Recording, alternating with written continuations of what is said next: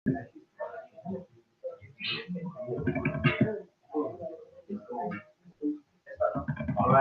Hi everyone. We didn't expect the house to be so small. Okay, we try to make it as customizable as possible. So if you have any questions, right, it's easier for you guys to ask if you guys are sure. Okay. But the purpose of today, we're gonna cover how do you do something to your web application to make it more secure. And how we're gonna do this is to show you what are some of the common vulnerabilities and common ways attackers outside use to attack or do malicious things to websites. Most of the things actually in the real world, most websites, commercial websites have already put in measures in place to sort of rectify and prevent this from happening. But sometimes some websites, newer ones, for example, Orbital website, has flaws like that. So this can be useful for you if you want to learn from this. So who we are? My name is Watson. Behind that's Clyde in white, and this is Samuel. We're all from NUS Orbital, and we are doing this for Orbital to teach you guys or to expose you guys more on web security. For those who have taken the mod CS2107, this is actually similar to that.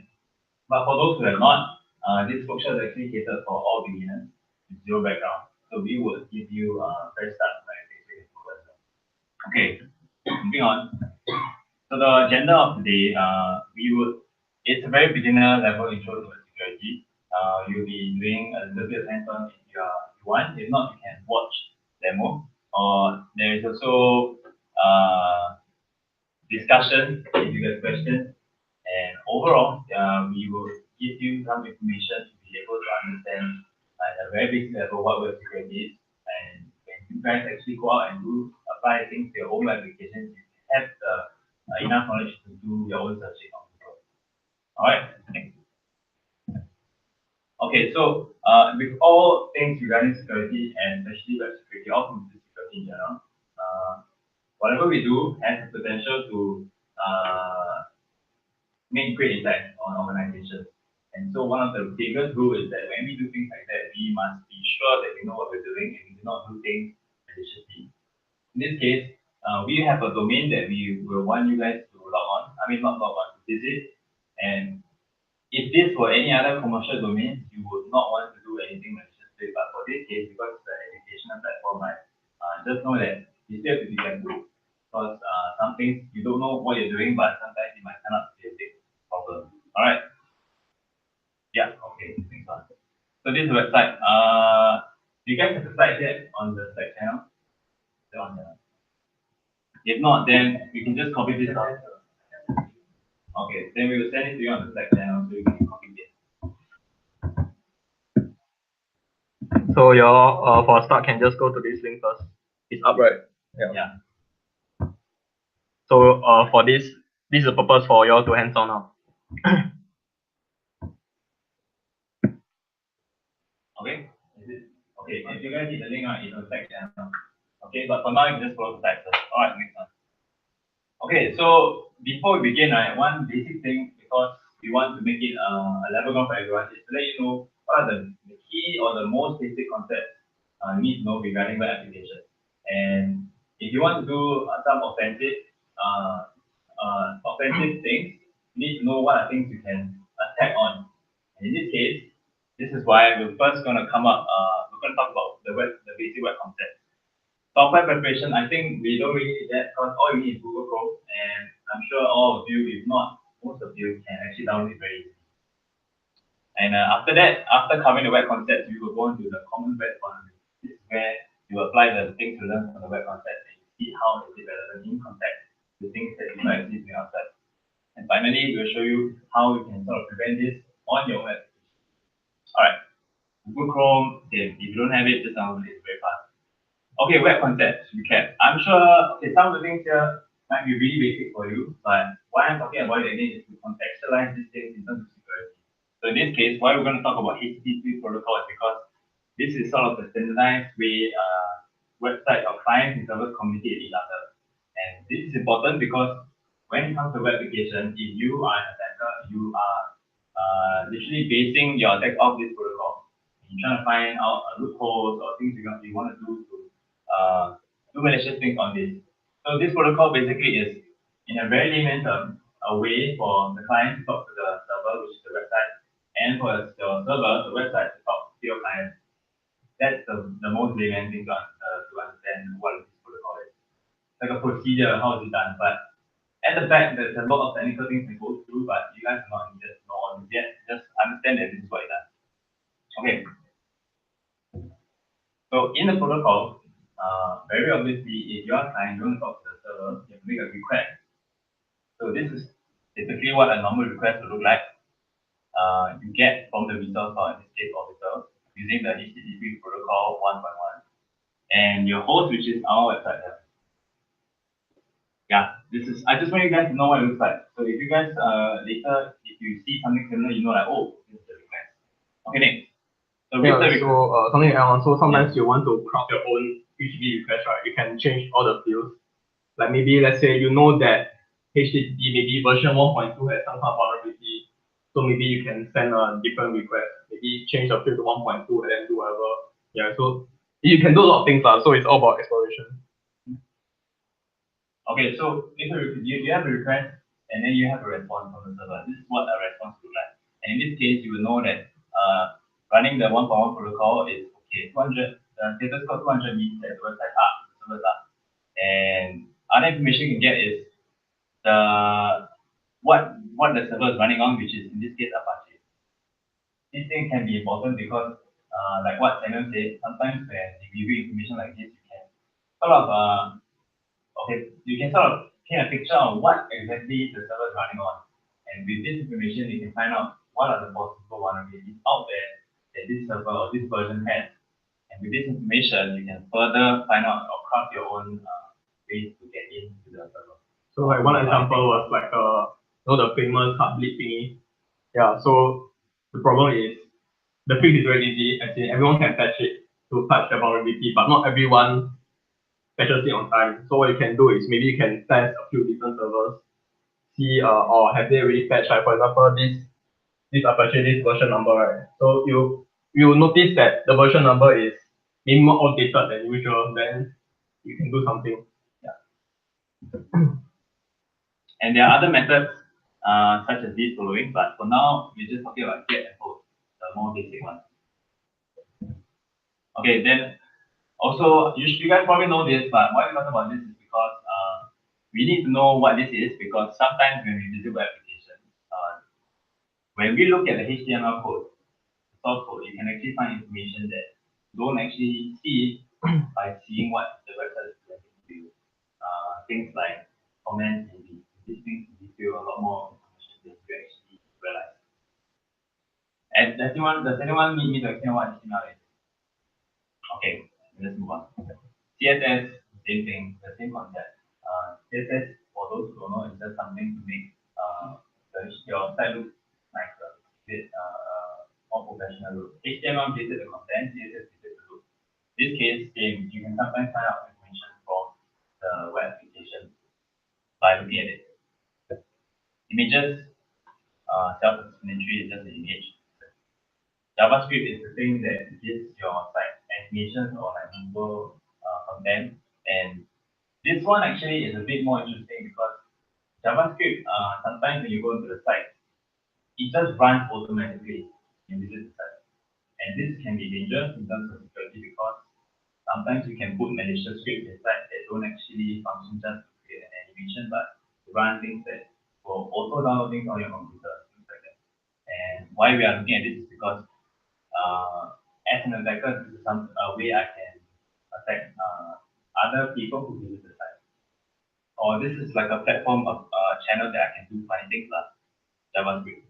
Alright, next. So for example, like maybe let's say some random website, you have a login page, username, password, those good tools, right? You can use a username field, you can put in your own script to retrieve all the other data entries from a database. Yeah, that's one example. HTTP headers. These are basically the part of your request or your response that contain the information. In this case, it contains like the time, the date, the host, the cookie, and what is running on the server.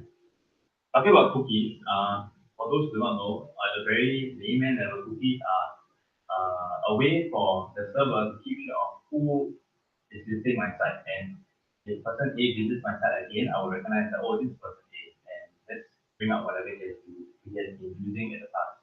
Sort of a way to keep track instead of always searching and having a new one.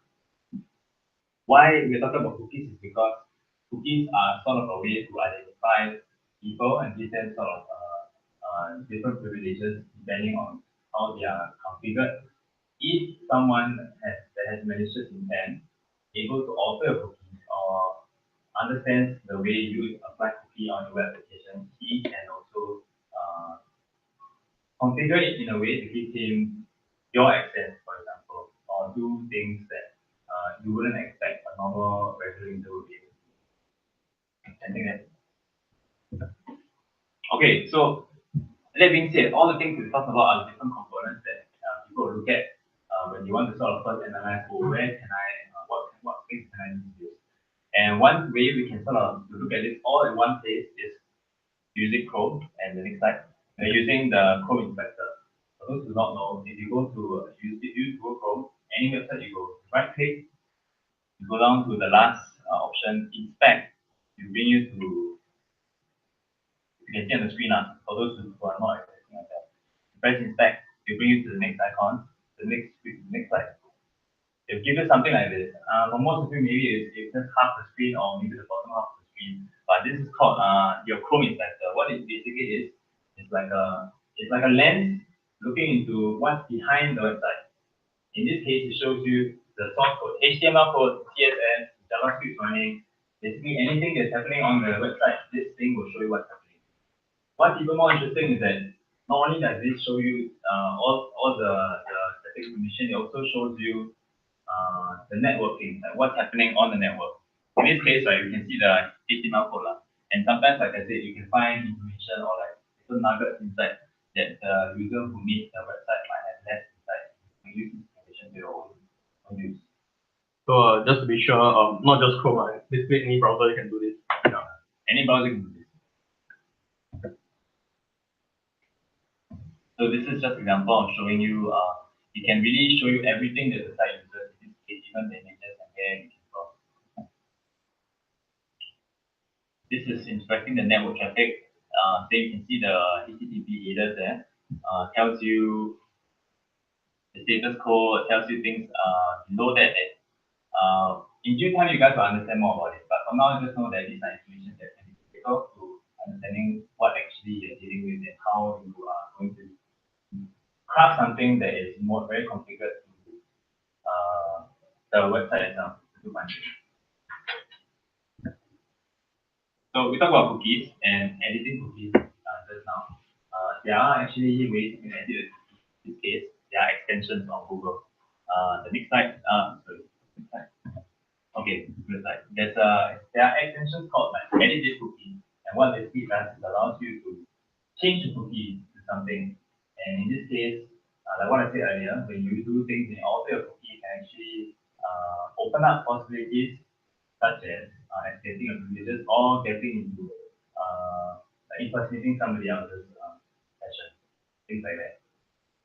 Alright, so with that, that's a very basic overview of the sort of the areas you're going to touch on and use. And I hope that with this information, when we go on to the common web vulnerability part, we actually do some of the things that people outside have already been doing and sort of understand like, oh, this is what it is. That's what it is. Alright.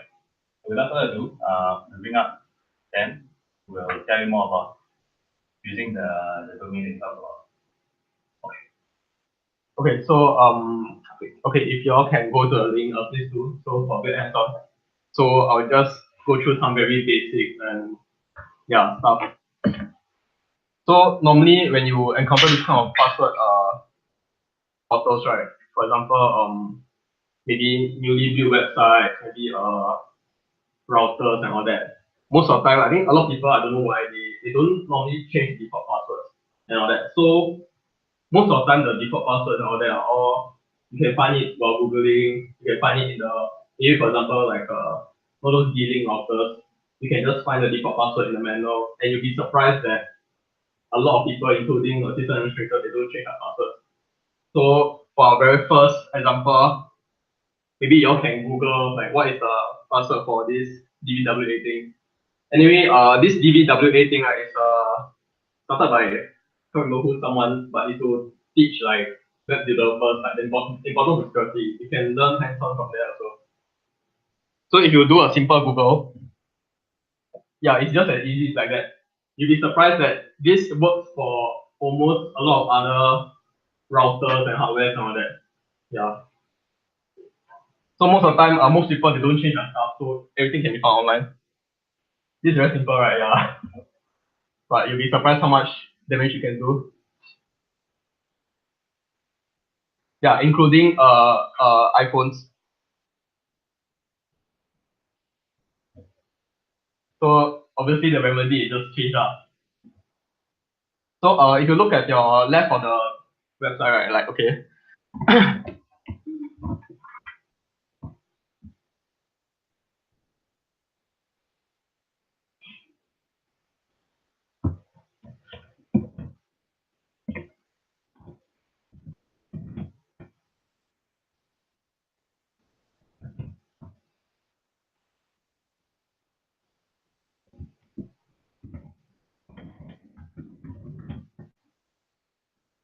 The server up. Like, is the server up?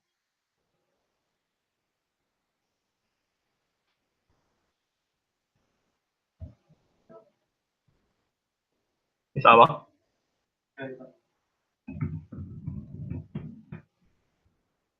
You change the default.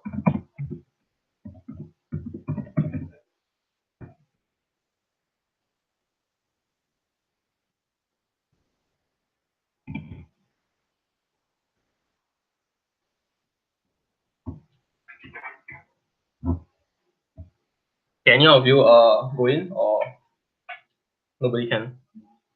Check the security setting.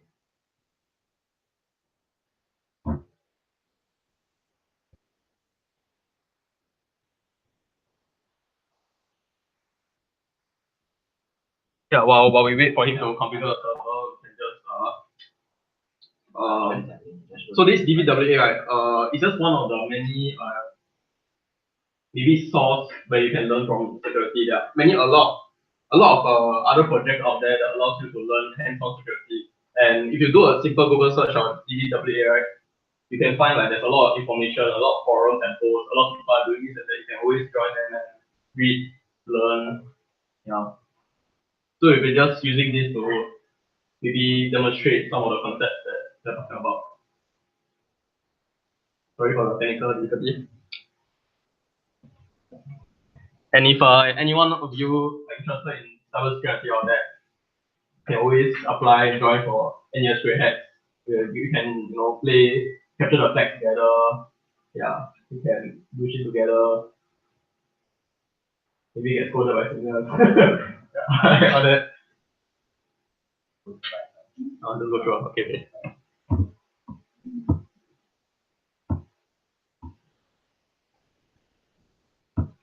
Yeah, so for interest of time, I'll just go through. If you can log in, right, you can actually set up your own DVWA server yourself, maybe later or back at home. You can just Google and it should be quite easy. And then when you log in, you'll see there's a category of attacks they can see here. So you can go through, click them go one by one. Like let's say you learn more about command injection. You can just click command injection. Then they give you an example, you can go hands on and do. So maybe for the first part, we'll go the easier one. First part, we'll go for brute force. So what is, I think most of you should know brute force. So brute forcing basically is just for me what I'll do is I will like get some online English dictionary API, then maybe write a script and all that so that I can go through every single entry in the dictionary and see whether it hits any of the passwords. This brute forcing concept is not just of security. I think testing, parsing, all that also have. Yeah. You basically just look through all the stuff. So how can you defend against brute forcing? I think you all should know like you can temporarily log an account after multiple attempts. You can require captchas and all that. And you can always enforce those annoying password policies. And and you have to do this like regular password renewals. One more thing is also like maybe if you look at your server logs and all that, if you have one, you can always see that if there's someone like always randomly putting stuff at a very like 1 second interval, there's something wrong and you should go investigate us. Okay, assume that the website is working. Okay, next we go to the SQL injection. SQL injection is a very very famous, very common, and it has a lot of potential to. There's a lot of ways to go for it. So although like we did a lot of SQL injection before here, right? But every time there's a new SQL injection attack, it always surprises us. So the most basic, the most common, the very first time people noticed SQL injection, right, was probably like in your olden days, the first ATMs on that. All you need to do is just put in one, and suddenly the cash will start flowing, free flow. Yeah.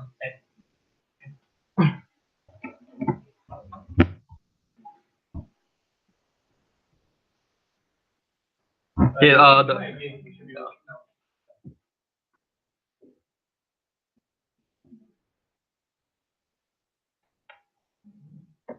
so as you can see here, there's really a lot of things you can learn here, and they're all like they all come as examples, and if you're stuck or anything or have some questions, you can always go online, Google forums and all that. Admin password. Yeah. That's the default password.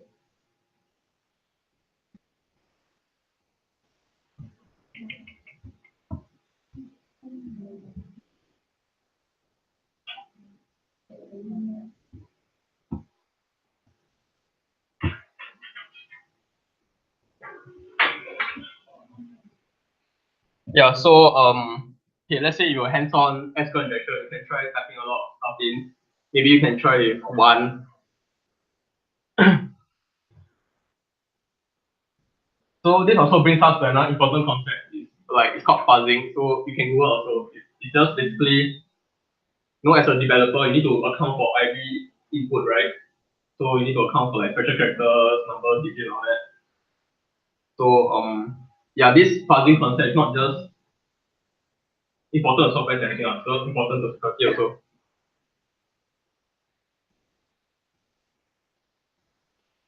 So like if a normal user they see its input field with user ID, you normally think of a number. But what if let's say you put in a code?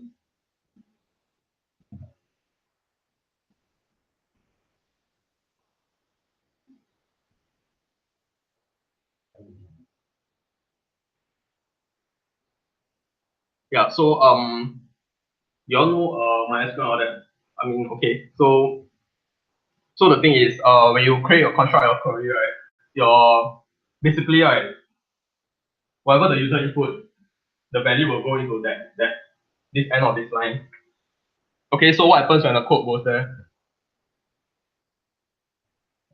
Okay, so earlier on we put in one, right?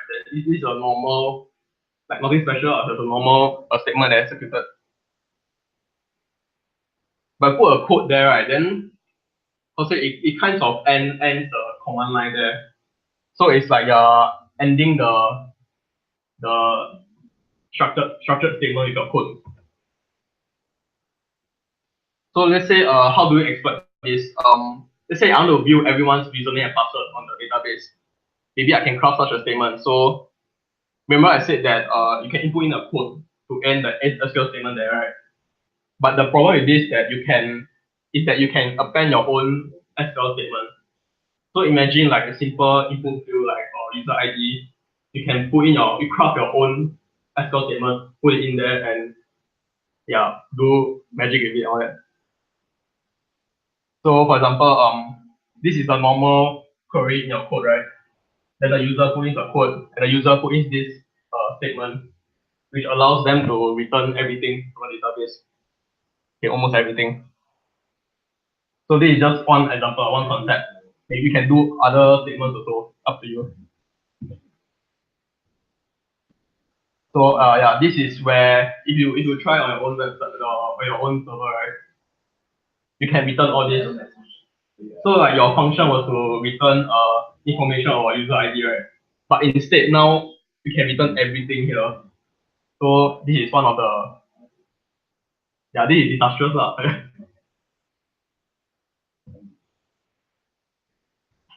So like maybe you'll be very happy like, oh, I can manage to retrieve all the information just by constructing my own statement. Then you are looking through all the username and password and all that. Then you realize there are some like weird looking characters that are very familiar to you. Like, okay, let's say you have experience in the security field or experience playing a lot of TTS and all that. I see this, I straight away know what the password is. This is because this is you all know what MD5 hash. So basically MD5 hash is to turn text into some random sequence of numbers, and that proves the uniqueness of the information. Most of the time is passwords.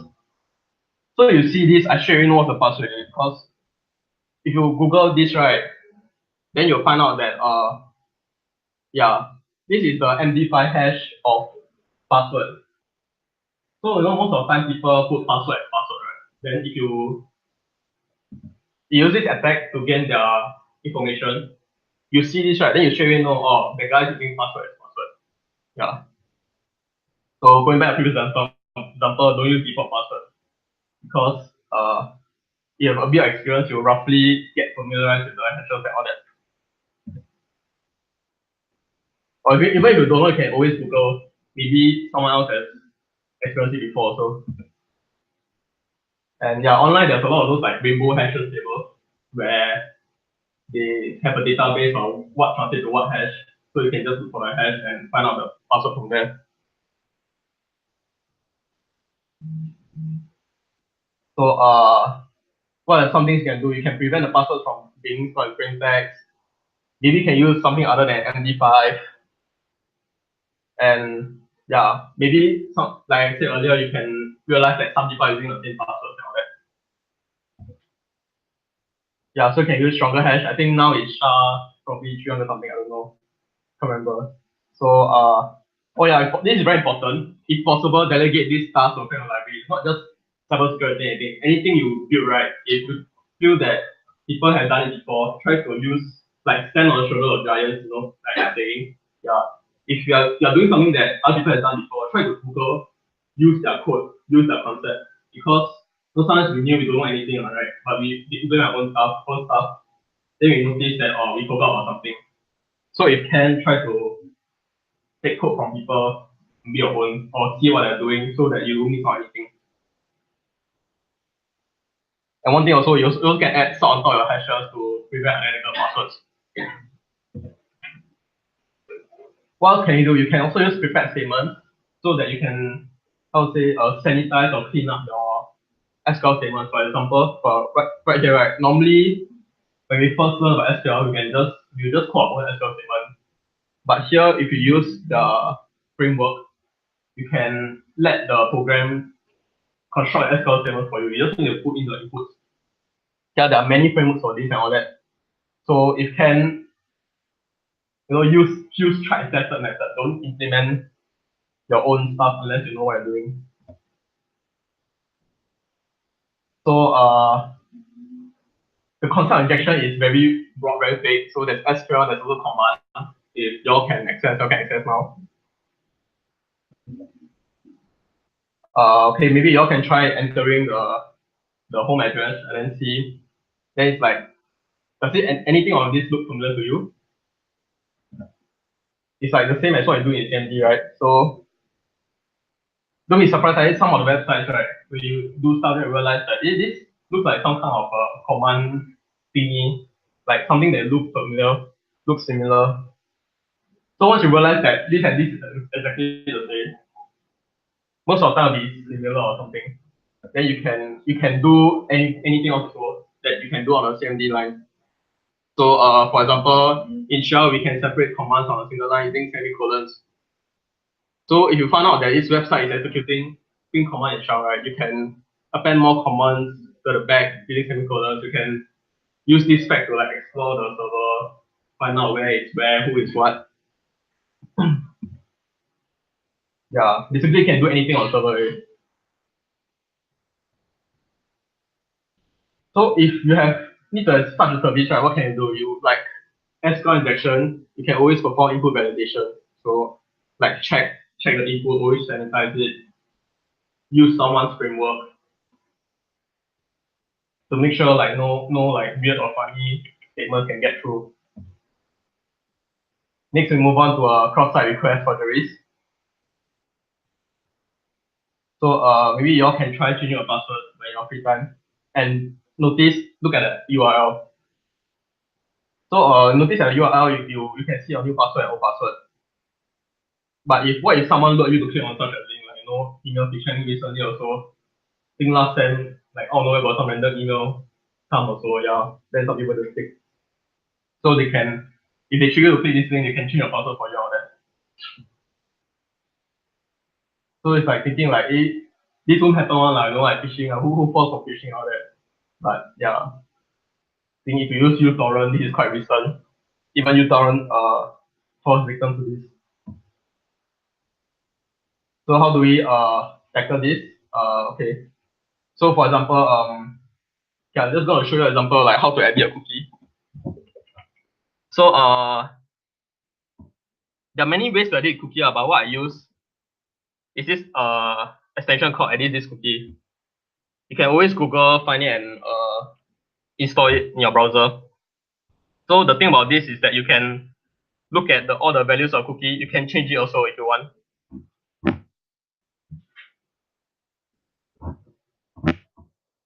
So for purposes of this presentation, I'll just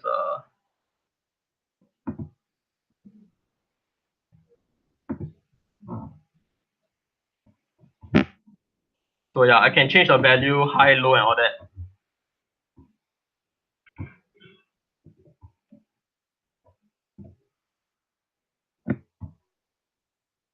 Then you can try yourself, and when you change the security level in the cookie right to high, you can see something changes or something different. So what's new is this bunch of random sequences. That's a CSRF token. So this token is uniquely generated every time a user loads the form. So that even though if someone features you or someone tricks you to click that link, it won't work. So I would say this is quite a basic that you should have on every web app. Yeah, it's also like my going back to the previous example, try to use other people's framework or that. Don't try to implement your own stuff unless you're learning or you really know what you're doing. So next we'll move on to directory traversal. So when dealing with files, there are multiple ways of thinking of them in Linux. Let's assume you're in this directory, and the thing about Linux is that yeah, the representation of these files are all equivalent. Okay, so yeah, it doesn't matter where they are. You roughly know where they are carried. So imagine if your web application had to handle serving files from locations that are dynamic. So obviously it's not practical to create a case for every file, and you like to automate it. Then let's say anyone can request for any of these files, and if they exist, print the contents. So this link won't be on the website, but you can just change append the vulnerabilities part to the URL.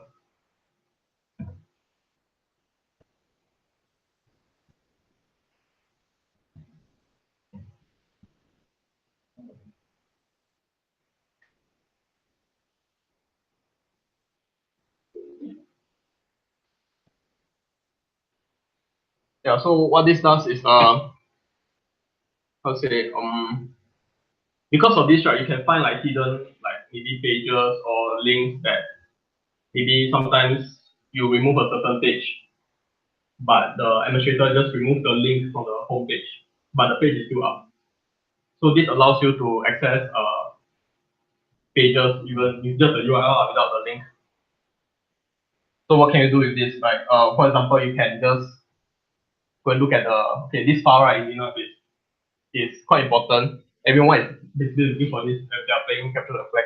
It contains a lot of important information like this. So it's like you can see all usernames, their home directories and all that. And you notice at the top of the link, right? Yeah, you can basically just play around the URL link. Actually, just add on, there's one place you can actually try this already that I think is close to that. You guys sometimes have your professors and you share with their links like their website, and com.edu/SG/professor name, then like their resource, right? Like let's say after resource, something like that. If you have a link like that, you can try to maybe the last one, go all the way with name, and you enter. And what step will show for some professors, some websites is a directory of all their files that they upload on their page. Sometimes you can find resources that you don't know what's there and might not be available. But because of that, you can see some things, for example, facilitators or other resources that you might think interesting about the website. Something like that. We recording. Okay. So like sometimes they say like, oh, password, the answer is not there, or sorry, NUS policy cannot show. Then basically normally what they do is just remove the link, but the thing is still there. So yeah. So like yeah, this is a very, it's just a lot of people are lazy or that, being human. So there are a lot of real life example. So for example, my IC's course, blah blah. Yeah, okay, so how do we fix this? Okay, luckily most people don't know about this, I don't know why. But okay, so first thing you can do is maybe consider mapping between an index and whitelisted values. So like you see, like every time you put in a URL, right, make sure that your application links like the value in the URL to a table that you whitelist. So that anything that's not a table, you don't let it through. You can also use chroot jails. For me, this one need to study quite a bit. You need to go Google and learn. And validate that the normalized absolute path contains a pre-approved prefix. I think there's an example somewhere, yeah. Okay, one more thing is local file inclusion. So since the very start, they always say, oh, do modular programming or that. Build your approach is a good idea. So in programming, you often import, include source files that provide extra functionality. For example, your import math.h and all that. However, when we give the user the power to decide which source file to include, yeah, this can do a lot of stuff. So this happens almost every programming language, but especially PHP, due to its paradigm that it can happen in any framework. So yeah, like I said, it can happen almost everywhere. And how it works is that you just copy the code from that include file, your own code. But I think it's most of the time we use like the libraries, like I think the very first thing you import it was math.h or something, or the library for you to print stuff. Yeah, but you don't actually know what's happening, right? Yeah, so this is one thing that we should know lah. So yeah, so it's serious because you don't know what the code what's the actual code in the file. So maybe sometimes they can put in some code that allows arbitrary execution, so don't know.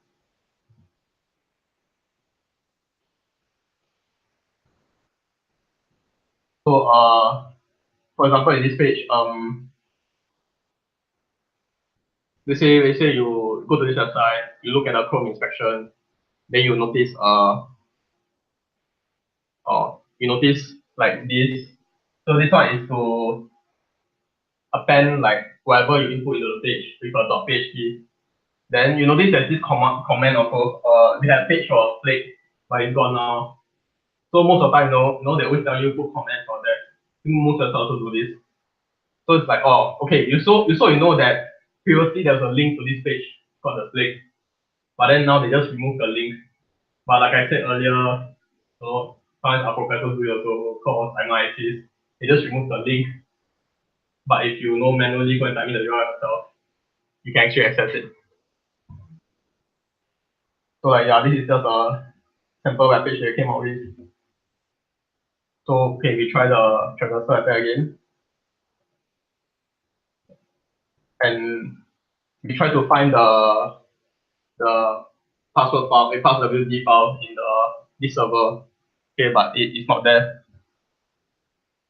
Because remember just now at that one line of code, the one that append.php in front, that allows us to we cannot include files of any other extension without some tricks. So okay, remember that hint that we said just now, that comment that file was missing.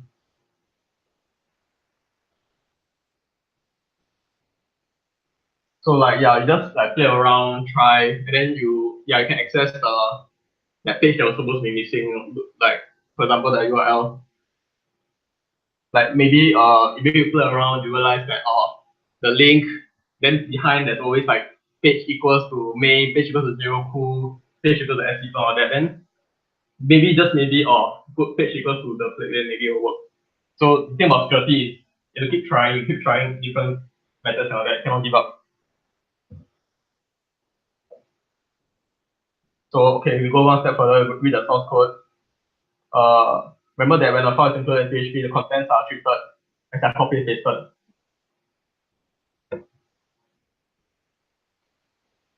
So for this particular quite a narrow example, but for this particular example, we can use there are a lot of ways to do this, but for this example, I just use PHP filters to convert the source file into something that's not recognizable as PHP, so that the program won't notice, the web app won't notice that we're trying to put in a PHP include file and trick it and then get it executed.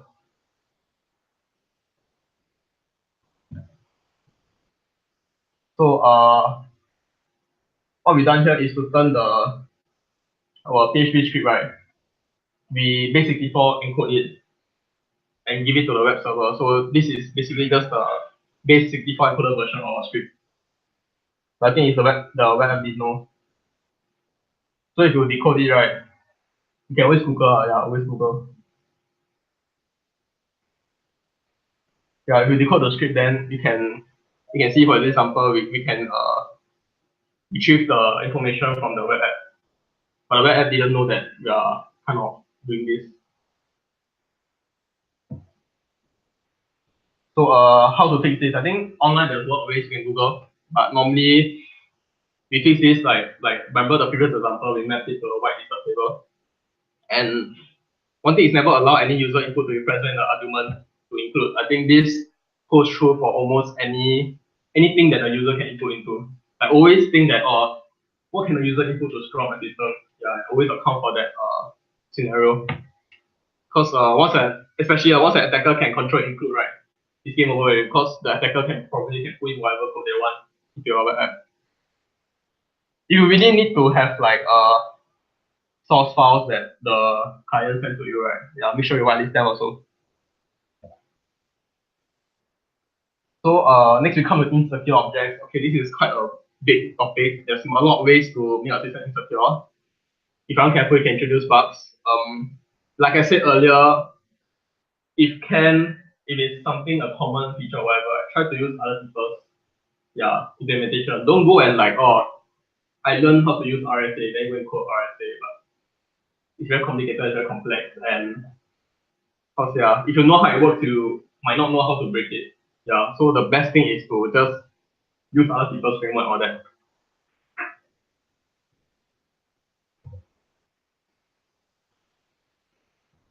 So maybe one common mistake a lot of web developers do is that they don't make use of a secure means to maintain like persistent data for a user.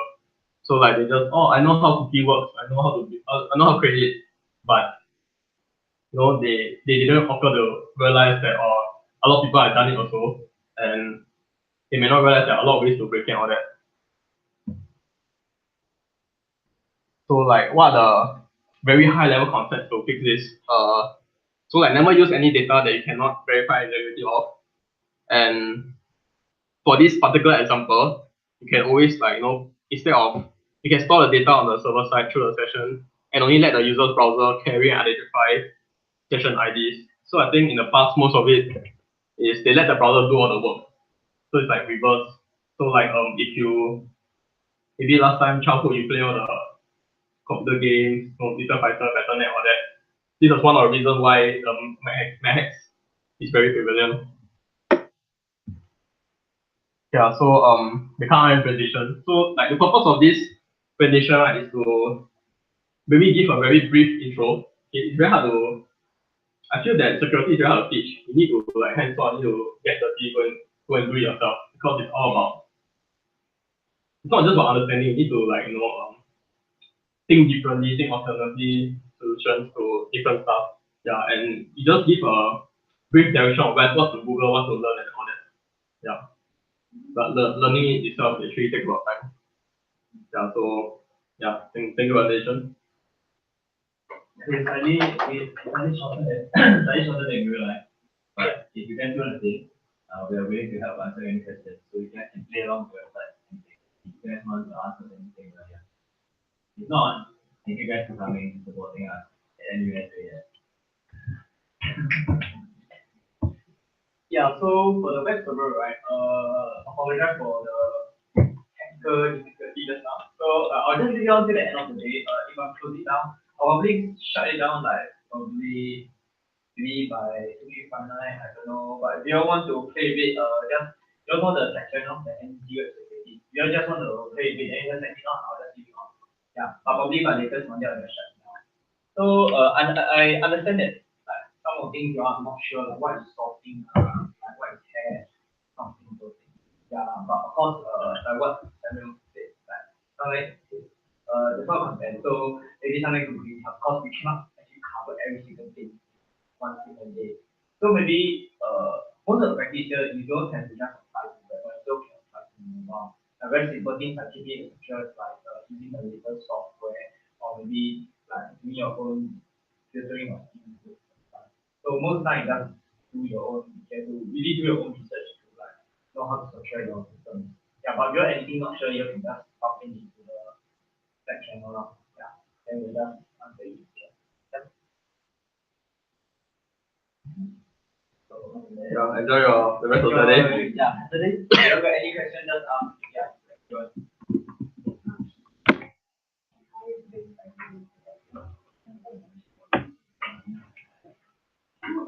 Actually, does Orbital have any security requirements on it?